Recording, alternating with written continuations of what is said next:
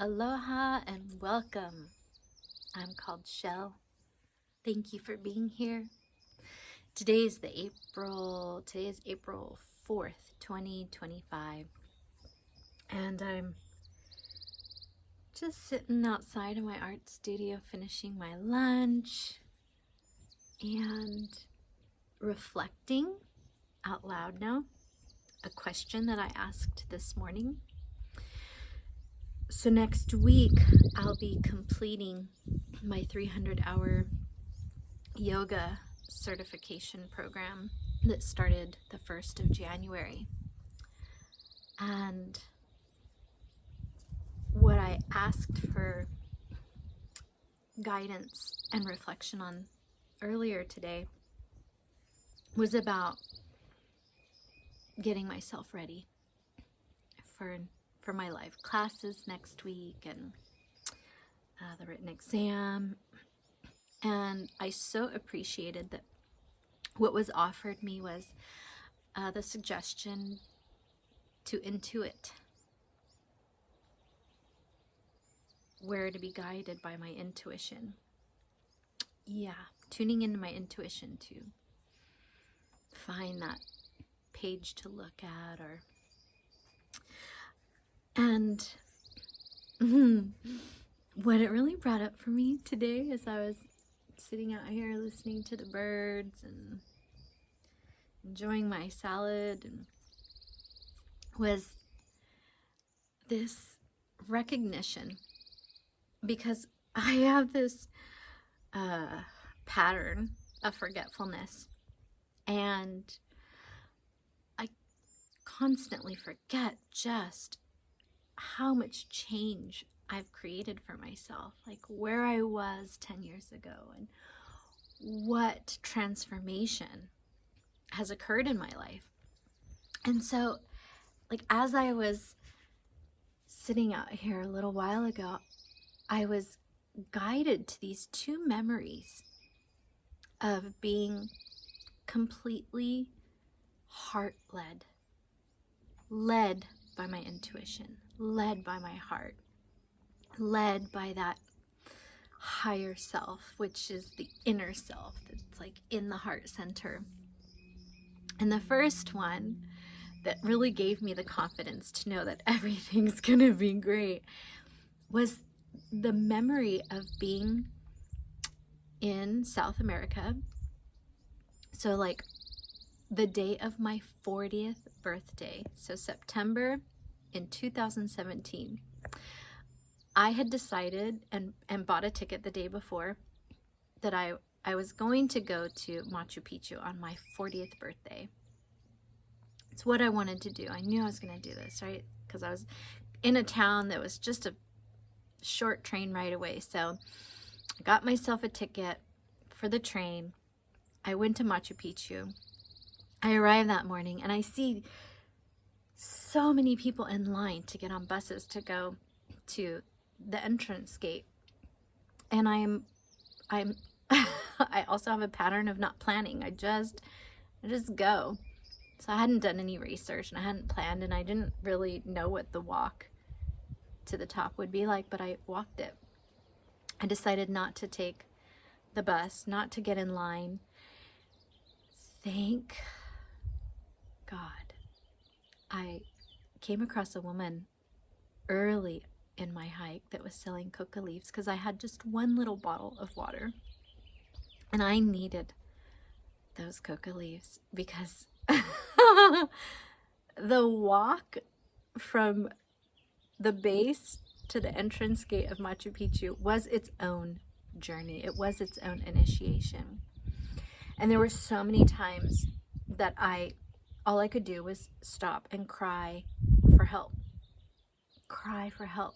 Spirit, help me. Because I am using all of my will and all of my might, and my legs wouldn't move. They were just, it was like, you'll have to sit. They would not take another step. And so I'd sit and cry in gratitude, like, just wow, look at where I am and what I'm doing. This is insane. And it's serving me. It's serving my transformation. It's breaking me in this moment. It is breaking me apart to where my legs will not move. So I finally get to the top, and I meet up with, I see 2 special friends I had made in another part of the country in the week before, and there was that reward. I was like, wow, not only did I make it, but I'm not spending my 40th birthday alone. I've just arrived, and there's thousands of people here, and I have found and connected without any working device 2 people dear to my heart.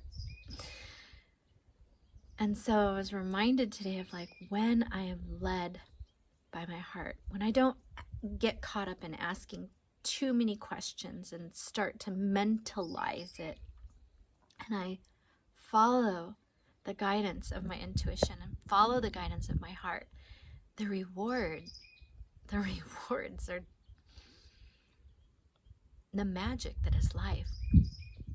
And the other memory that came up was a few years back. It was 2020, and January 1st of 2020, I did my first 200-hour tantric yoga teacher training on an island in Thailand. And the day that I left there, I was just in my bliss. I was just feeling the love radiate out of me. And I went to the pier, and I got a ticket, and I hopped on the boat, and I took the boat to the mainland, got off the boat, got on a bus, and I knew when I was leaving the ashram that I had intended, I wanted to do a 10-day Vipassana style silent retreat in an area called Surat Thani. And I was coming off of an area called Koh Phangan, and I was just like, I knew where my next destination was. I knew I had like 2 days to get there, and that's all I knew. And I had a phone that didn't have internet. I had to be connected to Wi-Fi to use it. I didn't have like a working SIM card. And it wasn't until I'm on this bus, and it's nighttime now, it's dark outside, and I look outside and I'm like, whoa, I'm gonna get dropped off. I don't know where I'm getting dropped off. And it's dark, and I don't speak the language. Okay. Like, all right. Not gonna panic.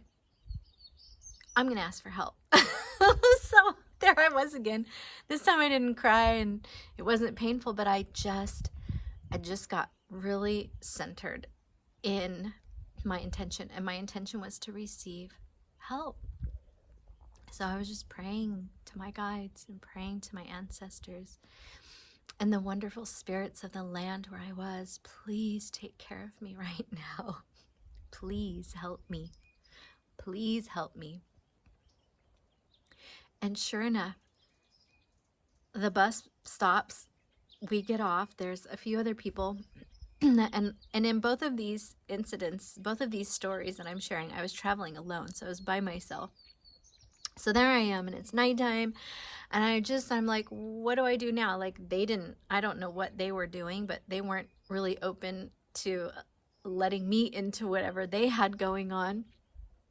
And maybe they didn't speak English as well. I can't remember that part. So anyway, this older man comes up on a motorbike and knows just enough English for me to communicate to him that I have nowhere to stay yet.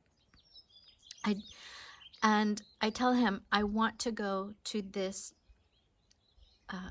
monastery, Buddhist monastery, because from the Buddhist monastery I can stay one night there and then take a short pilgrimage to this Vipassana. And I'm explaining to him what I'm wanting to do, and he invites me to get on the back of his motorcycle.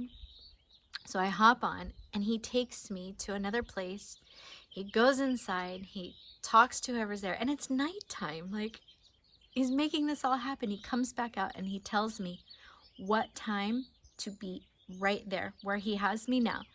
Tells me, like, here, 9 a.m., whatever it was he told me. I think it was 8. Like, in the morning, first thing. Okay, great. Then he brings me to a place where I can get a room for the night. And it was clean. Great. And I had Wi-Fi there.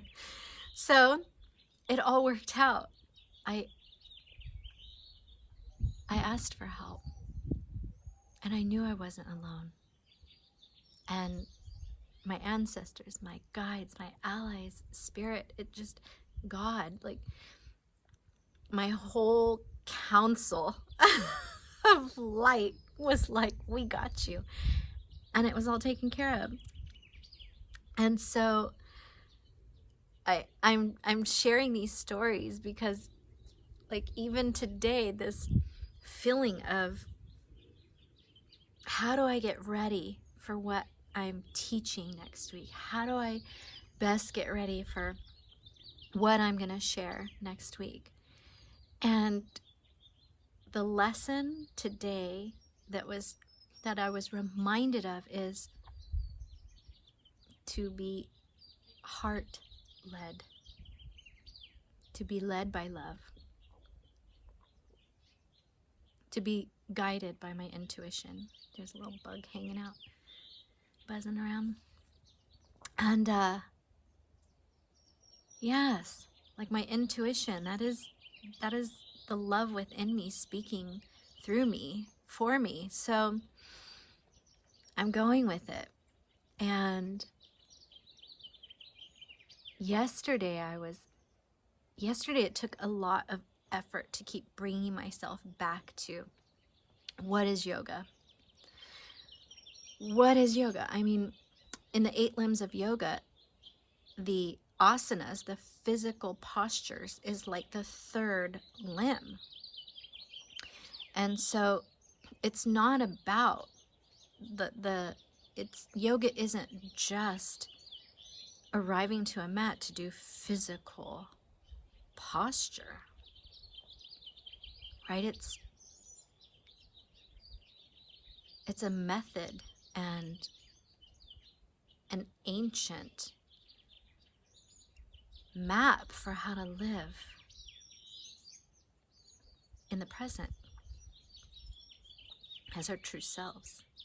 And so all of the parts yesterday were coming through to me, the self-discipline as well as the presence through breath. So as I would start to feel this pressure come up of like, oh yeah, the internet went down half the day yesterday, and so I was just feeling this pressure of, I can't watch my lectures. I'm falling behind. I'm not able to because right? All the things. I'm not calling them excuses, but there were just all these obstacles. All of these obstacles coming up. And instead of feeling as though I didn't have the tools and the know-how to take care of myself through these obstacles, I just repeatedly turned into what is yoga. So I found my breath. I found my stillness. I moved my body. I jumped on my rebounder and I sat quiet. And I it's like in every moment I just allowed myself to intuit what was needed to take the best care of me. And so that's what I'll be sharing in my live classes next week is yoga, holy. Not just the physical asanas, but holy as it is in me. I will share what I know of it. I will relate what will come through me, true to the moment, without over planning, and just as my teachers and guides have been the example of in this program, they use what's present in the field to share from their intuition, from their inner knowing.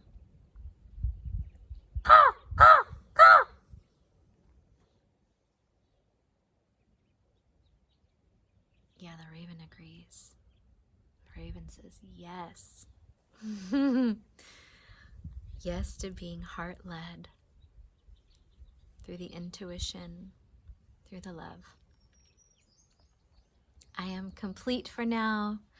Thank you, thank you, thank you for being here and sharing your time with me, your presence with me. So much love and gratitude. Ciao for now.